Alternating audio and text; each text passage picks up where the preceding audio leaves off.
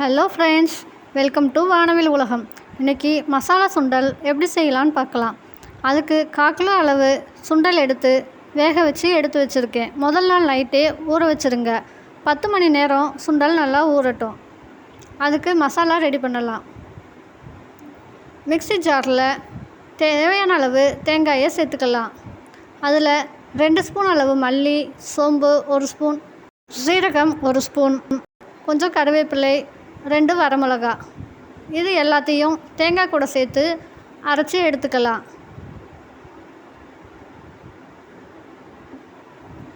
ரொம்ப நைஸாக அரைக்க வேண்டாம், கொஞ்சம் கொரகொரப்பாக அரைச்சி எடுத்துக்கோங்க. இந்த மாதிரி இருக்கட்டும். இப்போ கடாயில் 3 டேபிள் ஸ்பூன் எண்ணெயை சேர்த்துக்கலாம். எண்ணெய் நல்லா சூடாகட்டும். சிறிதளவு கடுகு உளுந்து சேர்த்துக்கலாம். கடுகு நல்லா பொரிஞ்சு வரட்டும். பெரிய வெங்காயம் 1 வெங்காயத்தை கட் பண்ணி அதில் சேர்த்துக்கலாம். வெங்காயம் கொஞ்சம் நேரம் வதங்கட்டும். சிறிதளவு கருவேப்பிலையை அது கூட சேர்த்துக்கோங்க.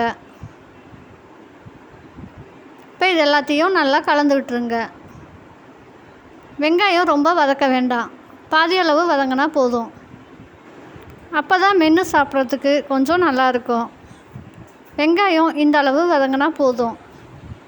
அது கூட 1 டேபிள் ஸ்பூன் கரம் மசாலா சேர்த்துக்கலாம். 1/2 டேபிள் ஸ்பூன் பெருங்காயத்தூள் சேர்த்துக்கலாம். இதை நல்லா கிளறி விட்டுருங்க.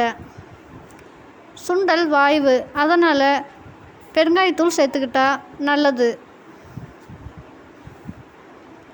இதை லைட்டாக வதக்கிட்டு அரைச்சி வச்ச தேங்காய் விழுதை அது கூட சேர்த்துக்கலாம். அதை ஒன்றா கலந்து விட்டுருங்க. இப்போ வேக வச்ச சுண்டலை அது கூட சேர்த்துக்கலாம். சுண்டல் ஏற்கனவே உப்பு போட்டு தான் நான் வேக வச்சுருக்கேன்.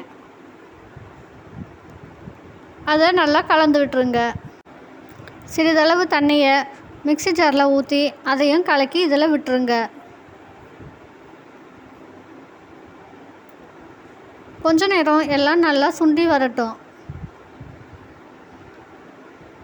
இப்போ மசாலாவுக்கு தேவையான சிறிதளவு உப்பு மட்டும் சேர்த்துக்கலாம்.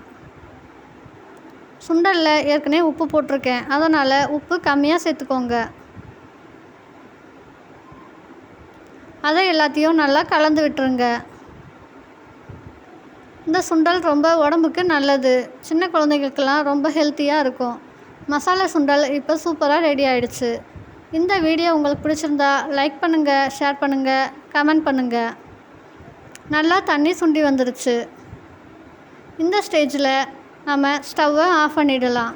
இந்த சேனலை சப்ஸ்கிரைப் பண்ணாதவங்க சப்ஸ்கிரைப் பண்ணுங்கள்.